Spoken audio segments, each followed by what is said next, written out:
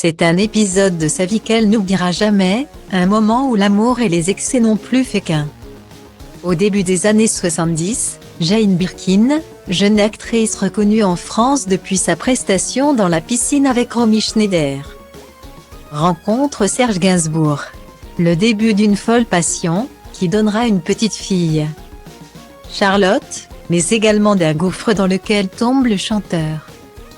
Rongé par ses excès, notamment par un alcoolisme qui le laisse parfois étendu sur le sol, et très violent avec sa femme, il finit par la voir fuir avec ses deux filles Cadbury, 13 ans aînée d'une première union, et Charlotte, bien sûr, qui n'avait que 9 ans. Conscient de ses actes, il en avait même parlé à la télévision. Jane est partie par ma faute, je faisais trop d'abus, je rentrais complètement pété. Je lui tapais dessus. Quand elle m'engueulait, ça me plaisait pas, 2 secondes de trop et paf. Elle en a subi avec moi mais ensuite c'est devenu une affection éternelle. Avait-il expliqué après leur rupture. Jane Birkin, récemment, en avait rajouté, il y a eu beaucoup de crises. J'en ai eu marre d'être sa chose. Parlant de scènes de violence, pendant laquelle Gainsbourg lui en met une ou deux. Elle avait cependant nuancé, j'ai écrasé sur lui une cigarette. J'ai fait autant. J'ai envoyé une tarte à la crème, c'était à ne pas faire. J'étais agitée par l'alcool, avant ça j'avais été humiliée.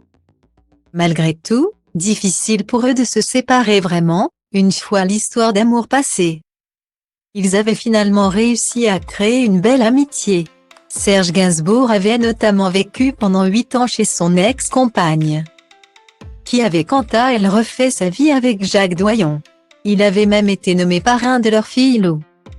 Également devenue chanteuse et actrice depuis.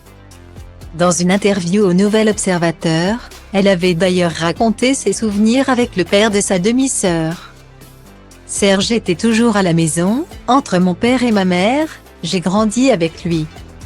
En pensant très fort au moment où il allait enfin laisser mes parents s'aimer tranquillement. Avait-elle révélé. Petite, je l'amusais parce que je lui rentrais dedans, je n'avais pas peur de lui en même temps. J'étais folle de lui. Il était le Judas de ma vie et je me demande ce qu'il penserait de ma musique. J'ai été heureuse de faire écouter mon album à la sœur de Serge qui m'a dit que comme lui, je savais faire des mélodies.